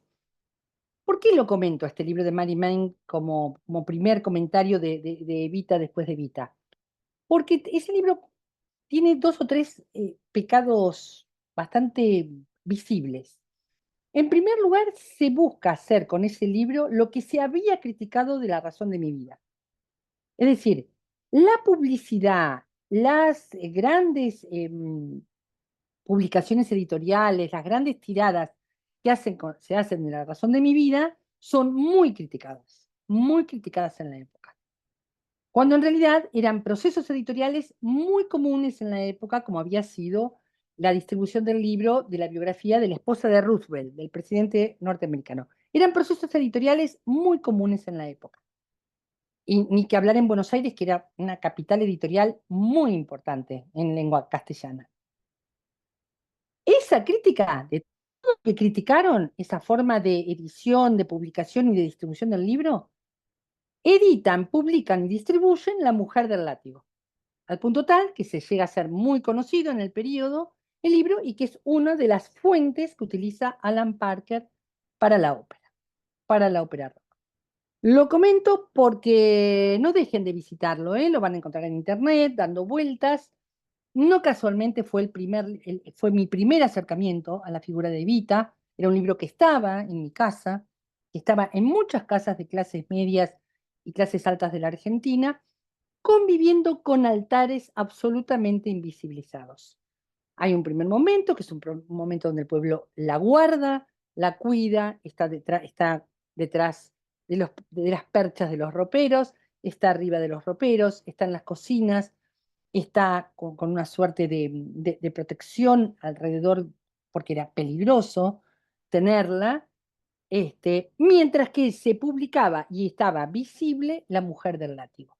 Estamos hablando del periodo de los fusilamientos de José León Suárez, de los fusilamientos de los coroneles que habían permanecido leales a Perón. Estamos hablando del momento más duro de la revolución fusiladora. ¿Quiénes también la van a hacer presente a Evita? Sobre todo en literatura, pero bastante tiempo después, pero hablando de esta época. Autores como Enrique Medina, sobre todo, y luego Leonardo Fabio, la van a hacer presente en textos literarios y en el cine. La van a hacer presente primero como una suerte de, no digo silencio, pero no como personaje principal, sino como personaje que habita los barrios y las familias de los que ellos están hablando. ¿Sí? Y por otro lado, en la resistencia, ella deja de ser leída. Deja de ser leída en las cartas que manda el general Perón desde Madrid, en los intercambios que se hacen y en los libros que empiezan a aparecer en aquel periodo. Estamos hablando de John William Cook en el exilio en Cuba, estamos hablando de los intercambios que vienen en aquel momento y estamos hablando de Jauretche. Evita pasa absolutamente a un segundo plano. Lo comento porque esto forma parte de algunas de las hipótesis que hice al inicio del seminario acerca de que no tomar a Evita como una pensadora nacional no es solo responsabilidad de nuestros enemigos. ¿Dónde queda Evita viviendo como un rescoldo? En estas obras literarias referidas al realismo social, que empiezan a denunciar lo que está pasando en Argentina en la época de estas dictaduras y esta democracia tan débil que apenas tiene a Frondizi, a Ilia, pero siempre en un periodo signado por los gobiernos autoritarios. Ella aparece allí en este realismo social, el padre de Horacio Berbisky la hace presente en Bernardo Berbisky, en su obra Hombre de Papel y en otras obras, lo que se llama la Escuela de Boedo, en la literatura argentina, es una escuela que la tiene ahí como alguien muy presente en las barriadas, en los humildes, pero no es que la pone en un lugar particular o que la toma como un personaje particular. Y aparece ella con claridad en la resistencia más popular. Ustedes saben que empieza un periodo de resistencia y ese periodo de resistencia está asignado por la presencia de Evita en altares populares y en el cuento mítico o en el relato mítico que se hace en las familias. ¿Sí? En el momento que aparece con más claridad su presencia, ya como sujeto político que reaparece en escena, aparece ligado al enfrentamiento que tiene la juventud, esa juventud de clase media que se había forjado a partir del progreso de los trabajadores, de la clase trabajadora durante el primer peronismo, el primer y segundo peronismo, esa clase trabajadora cuyos hijos habían accedido a la universidad y que acceden a otra, a un periodo del Mayo francés, a un periodo de liberación de las ideas más revolucionarias, a un periodo donde hay un enojo muy grande de la juventud con la guerra contra Vietnam. En este periodo donde en América Latina es muy potente y marca muy a fuego a los jóvenes la Revolución Cubana de 1959, es en este periodo donde la juventud encuentra en la figura de Evita la figura que pueden contraponer contra las burocracias, sobre todo la burocracia sindical, que tienen la figura de Bandor, la contrafigura de la Evita de los jóvenes. Creo que lo dije todo muy rápido, ¿no? No sé. Ayúdenme porque por ahí. A ver, estamos en la. Habría que decir si Evita viviera sería montonera. Eso, nace la frase, a partir de allí nace la frase, si Evita viviera sería montonera. Esperen, voy a ir más despacito y lo vuelvo a repetir y cualquier cosa me preguntan. Década del 60, una década asignada en América Latina por los gobiernos autoritarios. Sin embargo, para evitar el efecto contagio de la Revolución Cubana de 1959, Estados Unidos, sobre todo a partir del ascenso de Kennedy al poder, empieza a promover planes de desarrollo en América Latina para evitar el efecto contagio, perdón, de la Revolución Cubana. La Revolución Cubana como ideas, como concepción política, igualmente se expande como un gran reguero de pólvora. La presencia del Che Guevara en la conferencia de Punta del Este, donde nace la Alianza para el Progreso, esta alianza entre el gobierno norteamericano y los países de América Latina para generar planes de desarrollo, la presencia del Che Guevara genera mucho impacto en la juventud argentina. Estamos hablando del año 61, 62. Él se cruza a la Argentina, va a visitar a su familia en Rosario y además se visita al presidente Frondizi al punto tal que se estima que una de las causas del derrocamiento de Frondizi tiene que ver con esta visita del Che Guevara. Estas ideas están corriendo en una juventud signada en esa misma década por el Mayo francés del año 1968, por la enorme tragedia que significó la guerra de Estados Unidos contra Vietnam y la rebelión que tienen los jóvenes contra esa guerra y lo que es el surgimiento del hipismo. Todo ese ambiente encuentra en Eva la figura que les calza como anillo al dedo frente a un periodo donde los sindicatos de raíz peronista pactan con el gobierno de Onganía tener los fondos de las obras sociales y donde Bandor postula o propone un peronismo sin Perón. Entonces, la verdad que ayudaron bastante a generar esta inclinación del grupo más dinámico del peronismo hacia la figura de Eva. Creo que ahí lo dije más ordenado y más despacito. Exactamente. El tema de la liberación de Argelia, las milicias argelinas, piensen ustedes que es el periodo donde aparece lo de la tercera posición, donde aparece el tercer mundo, donde aparece la coalición de países no alineados.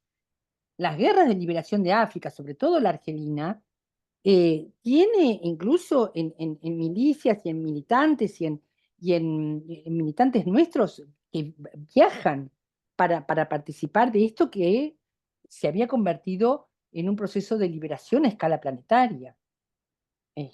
También lo que estaba pasando en Indonesia en el mismo periodo. No quiero entrar en detalles país por país, pero fue un periodo de una enorme primavera revolucionaria donde parecía que el cambio del mundo iba a suceder mañana, y allí todo lo que era Evita, lo que significaba Evita y su juventud, la hacía asociarla claramente, es la figura de la que se apropian estas juventudes revolucionarias. ¿Sí? ¿Algún comentario hasta acá? Porque hay varios que peinan canas como yo y que han sido contemporáneos de esta época. Así que los que quieran contarlo desde su propia experiencia o hacer algún comentario por chat o...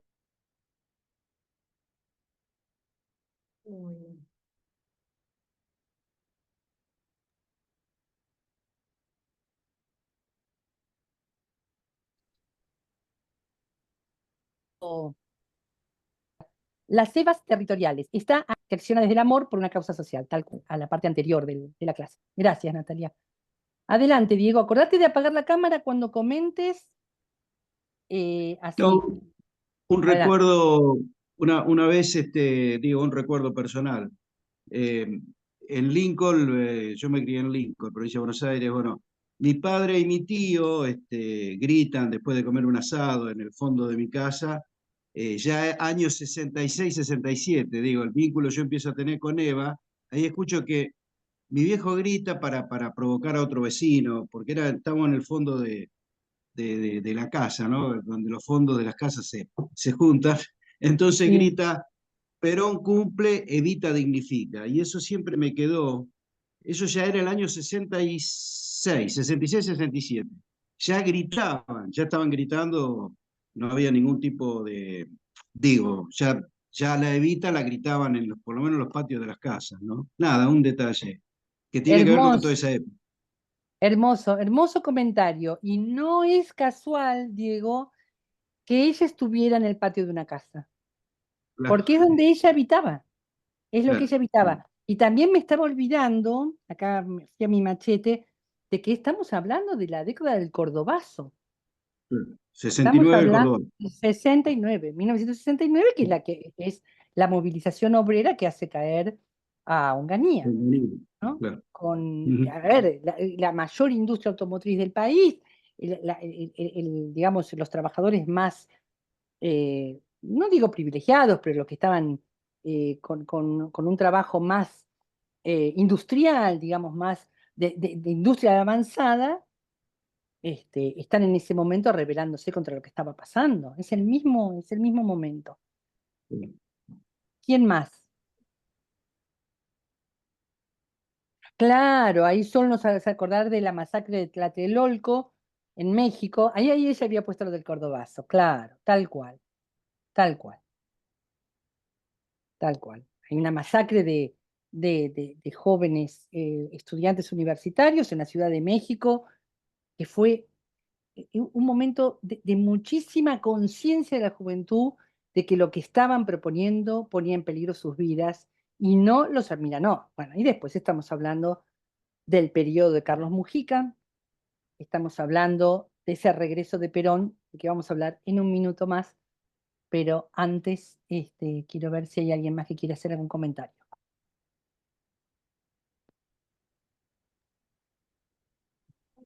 Bien, década del 70. Ah, bueno, adelante, Majo. No, una sola cosita, creo que más allá de la juventud que se ven reflejados en Eva, me parece que es la misma bandera, digamos, el mismo sentir ante la injusticia social de ese momento. Tal cual, Es tal un cual, mundo muy injusto y me parece que ella enarbolaba ese sentimiento de las juventudes. tal cual. Sí, Mari dice, en la lucha contra la liberación de Argelia se inspiran los milicos para su terror. Sí, además estuvo el Plan Cóndor, Mari. El Plan Cóndor que después le enseña, digamos, el asesinato de Kennedy tuvo consecuencias enormes para América Latina, mucho más de las que solemos estudiar. Y tiene que ver con que gana el aladura, ganan los halcones en los gabinetes de gobierno de Estados Unidos, y a partir del asesinato de Kennedy se pone en marcha el Plan Cóndor y se deja de lado el apoyo a los planes de desarrollo, que hay una carta de Salvador Allende, que la voy a buscar y se las voy a compartir, que además dice, no solo digamos, esos planes de desarrollo fueron cambiados por el Plan Cóndor, sino que dice que los planes de desarrollo no sirvieron para nada, solo para endeudarlos a los países de América Latina. Sí, es una década trágica en ese sentido, muy trágica en ese sentido, a la vez de muy maravillosa, ¿no? Nunca la veo como décadas, ¿eh? Yo veo un fluir. Un fluir, está bien, tenés razón, por supuesto, por supuesto. Un comentario respecto espera que, vos, María Majo, dijiste algo que quería comentar y ahora se me fue. Me parece que Marga quiere hablar, vamos por Marga, y antes, Majo, si querés repetir lo que dijiste recién. Que me parecía que en realidad no era más que la juventud cómo se identificaba Sí, con Eva, sí, sino por la injusticia social, que sí, sí, era sí, su sí. primera razón, en un mundo muy injusto. Perfecto, gracias. Marga, adelante. Bueno, soy Osvaldo otra vez. No hay problema, no hay problema. Mi militancia es del año 64, así que tengo unos cuantos años. Y por eso quiero corroborar lo que decís. Yo empecé a militar con el regreso frustrado de Perón. Y hasta el año 67, 68, no empezamos a leer a Evita. Es decir, en casa sí, porque era Así es. una casa peronista y la razón de mi vida, porque no existía mi mensaje, estaba en casa y se Perdón, leía. perdón que te interrumpa, Osvaldo, perdón que te interrumpa, porque quiero reafirmar lo que acabas de decir, porque se vincula con lo que dijo antes Diego. Diego dice, desde el patio de casa gritamos Evita, y vos nos estás diciendo, en casa leíamos La razón de mi vida, pero en los espacios militantes, Augusto Timoteo Bandor, olvídate, nada. No, no, no. Nada, No. pero en los intercambios más importantes que se hacían con Madrid tampoco aparecía. Nada, quería reafirmar lo que acabas de decir, su presencia en las casas, dicho de la manera que lo comentó una compañera en el chat, su presencia en el territorio. Es una Evita territorial la que recorre la década del 60 y 70, esto que decía Natalia. Sí, te Adelante, referí. Osvaldo. Adelante, Inclusive, perdón que te interrumpí. inclusive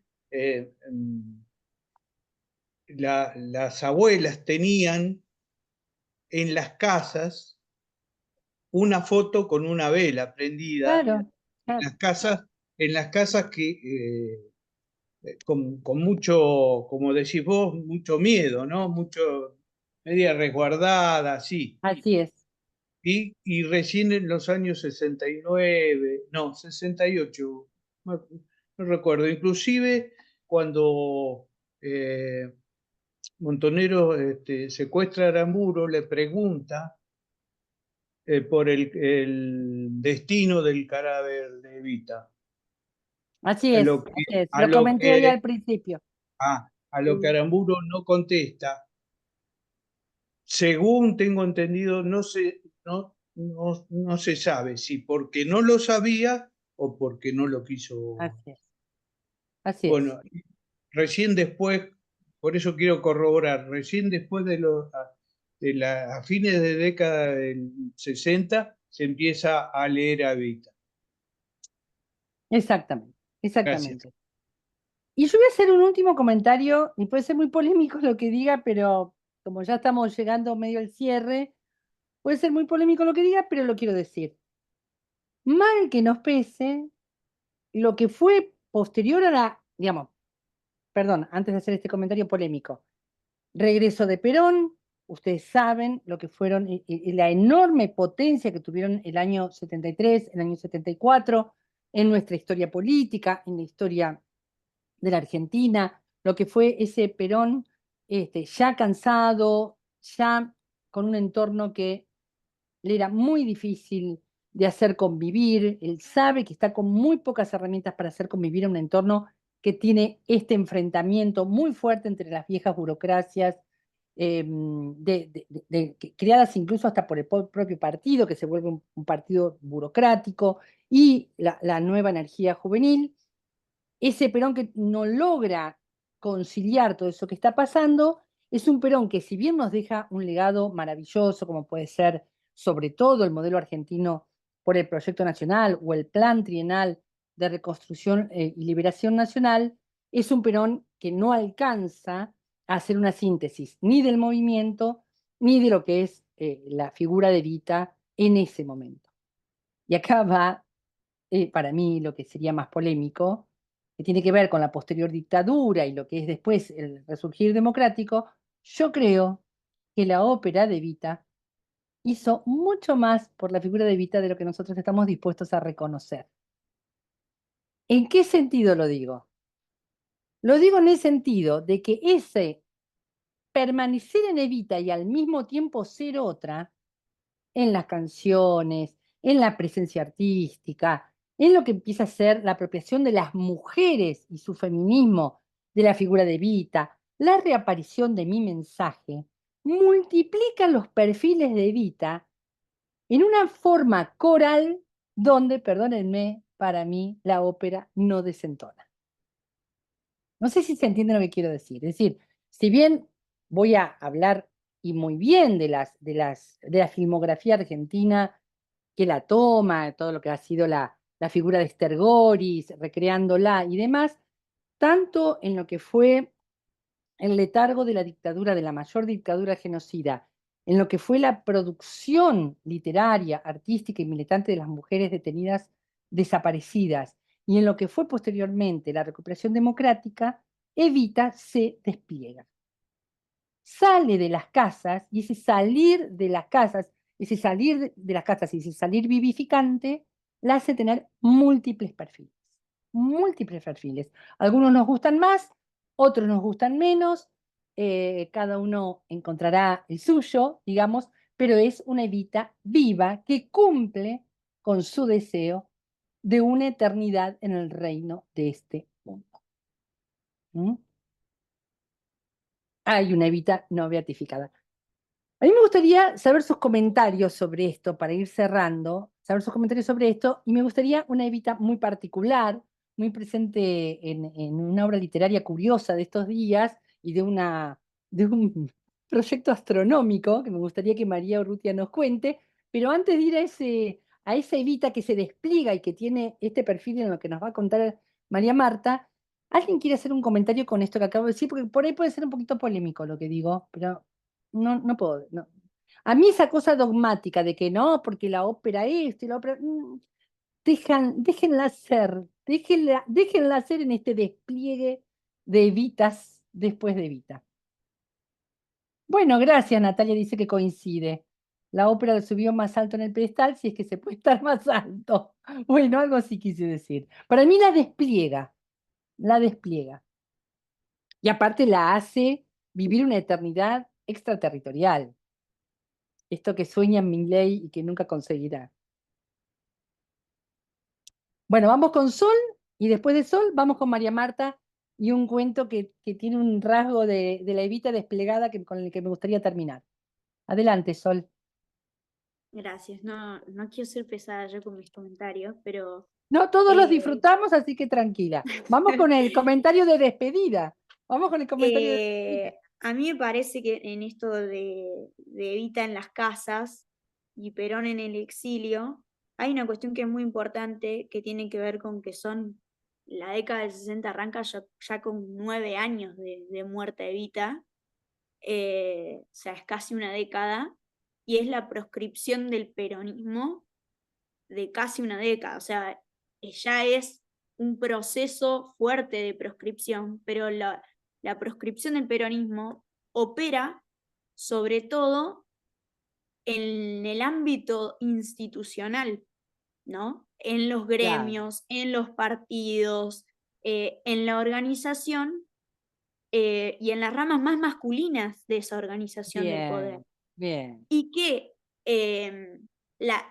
digamos, en esta reconstrucción histórica que nosotros hacemos, nos olvidamos de las muchachas, de las mujeres fuertemente organizadas atrás de Evita, de la Fundación Eva Perón, del Partido Peronista Femenino, que rápidamente no solamente son proscriptas por el peronismo, sino también por la construcción patriarcal de la política, donde muerte Evita, las compañeras se quedan sin los espacios de toma de decisiones, sin los espacios de construcción de poder real, sin recursos, y ese corrimiento de las mujeres en política, a las mujeres también las responsabilizan, como hoy, de todo lo que se va fragmentando de la construcción peronista, digamos. Entonces, yo me pregunto, ¿no? Esa Evita que subsiste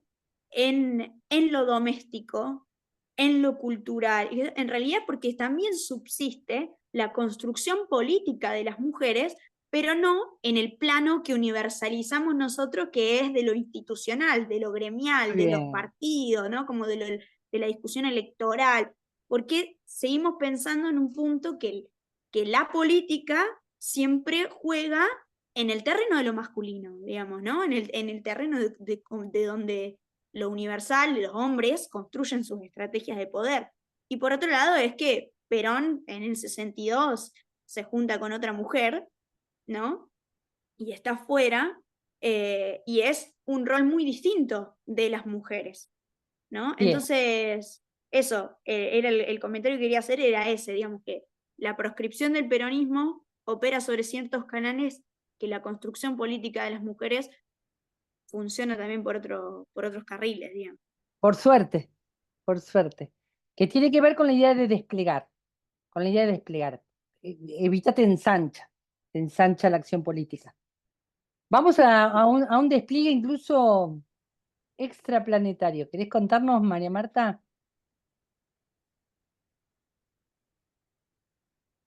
¿Dónde está? Bueno, creo que tengo que, no sé dónde estoy, pero creo que tengo que apagar el video, ¿no? Sí, mejor, te escuchamos mejor si apagas el video, sí, sí.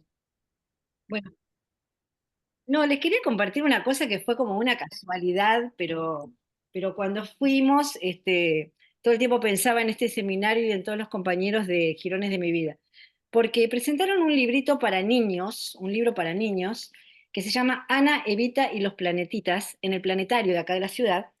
De Y la bueno, ciudad de como La era una Plata, amiga nuestra, de la de ciudad de La Plata, Plata. perdón. Sí.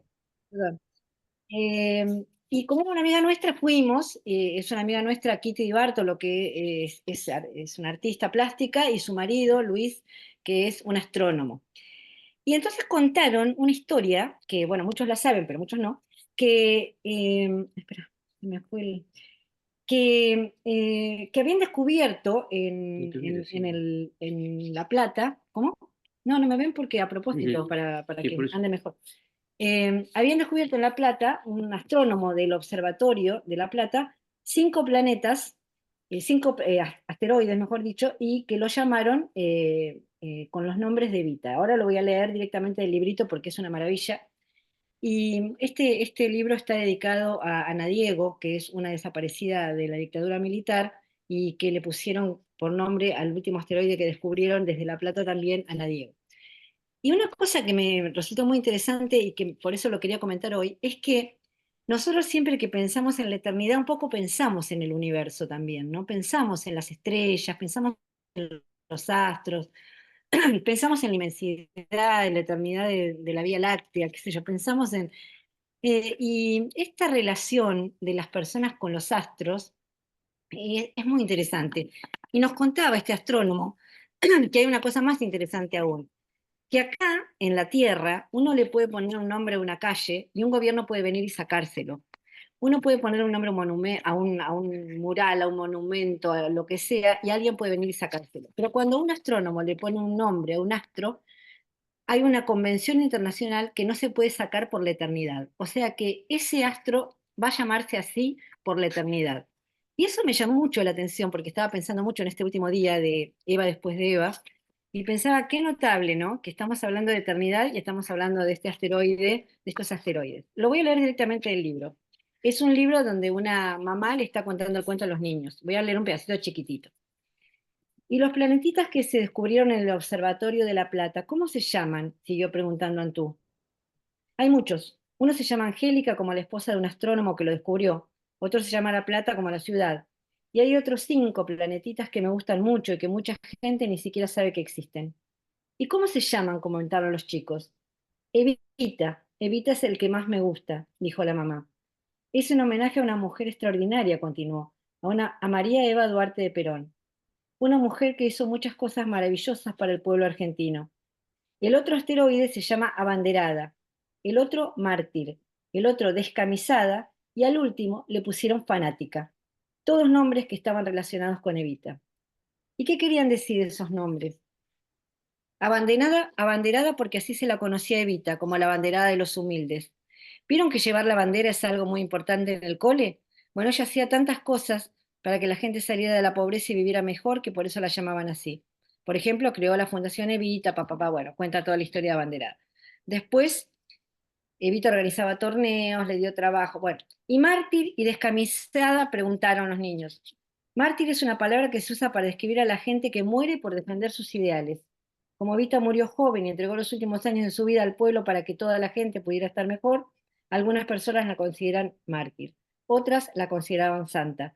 Ella estaba enferma, pero igual iba a trabajar todos los días, papá. Y luego descamisada. Antes se nombraba así, de forma despectiva, a los pobres, a los humildes, a los marginados.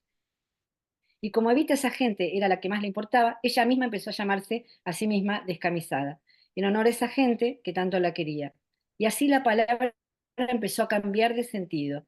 Ahora decir descamisado es decir obrero o trabajador peronista. Y por último, el asteroide fanática, dijo la mamá, lleva ese nombre porque Evita era una apasionada. Ella misma decía que le gustaba a la gente fanática. ¿Vieron que cuando algo nos gusta mucho, mucho, decimos soy su fan? Bueno, Evita era fanática de la Argentina. Decía que no le gustaba a la gente que no ponía pasión y corazón en lo que hacía. Bueno, es un poco un repaso de todo lo que Claudia nos fue contando. De todo lo que... Hermoso. Hermoso, María, hermoso. Nos regalaste un cierre de seminario maravilloso, María, maravilloso. Acá te están aplaudiendo todos y te están poniendo emojis, porque si yo hubiera elegido, a ver, chicos, yo tenía que elegir algo para explicarles que Evita se despliega, que la ópera vale, que todas las obras literarias valen, que las evitas territoriales valen, y que todo eso la hace viviente en esta eternidad, en este reino de aquí y de ahora.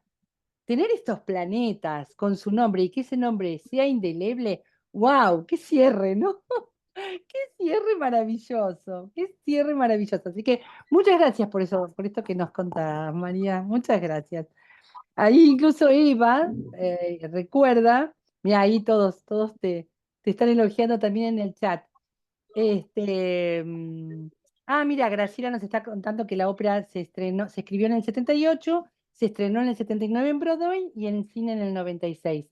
Todos te celebran el cuento, María, y Evan recuerda que La Plata también se llamó Ciudad Eva Perón. Y les cuento que mi amiga María Urrutia, que nos leyó el cuento, nació en la ciudad Eva Perón. Ella nació allí. Así que bueno, te agradecemos mucho este cierre y si les parece, yo les voy a hacer dos propuestas y con esto nos despedimos. Una propuesta que va a ser mañana, seguramente para completar entre mañana, pasado y traspasado, que va a ser la propuesta de que me ayuden a evaluar este seminario poniendo fortalezas y debilidades. Yo les voy a dar una pequeña consigna de cómo evaluarlo que lo compartamos en el WhatsApp. Si nos quedaba tiempo, lo íbamos a hacer ahora, pero la verdad que estoy mucho más contenta de que todo el tiempo lo hayamos dedicado a Evita después de Evita. Y después lo que vamos a hacer es, yo les voy a dar una indicación para quienes quieran y puedan, envíen un ensayito de 3, 4 páginas, 2 páginas, con la consigna que ya les di, de elegir una frase, un párrafo de algún texto de Evita y desarrollar alguna idea, me lo envíen por privado, yo les voy a pasar, seguramente les vamos a pasar el correo del seminario, y aquellos que así lo decidan, y yo se los voy a proponer, aquellos que yo considere que han pasado, digamos que tienen los objetivos aprobados, los voy a invitar a que lo compartan en el grupo. Estas serían las dos actividades que quedarían, por las cuales voy a dejar abierto el WhatsApp, una actividad muy rápida de evaluación, un tipo de encuestita de opinión del seminario, un tiempo en que vamos a ir escuchando, disfrutando trabajos optativos que lleguen, y finalmente Mari nos va a pedir un control del presentismo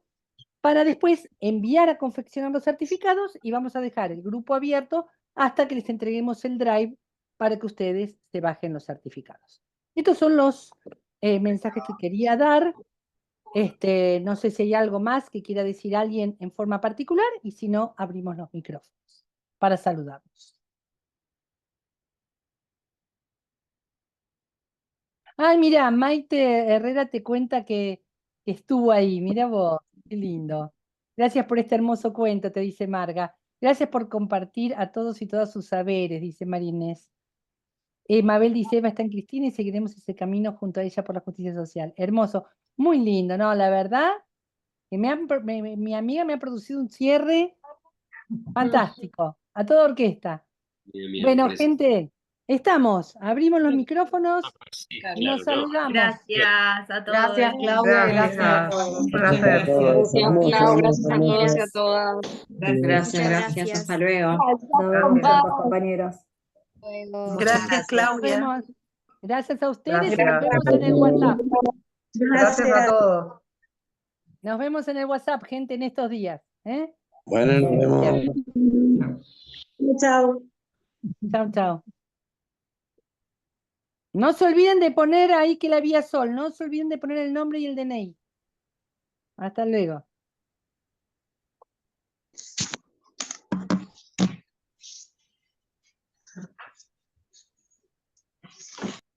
Cerramos entonces. Chao.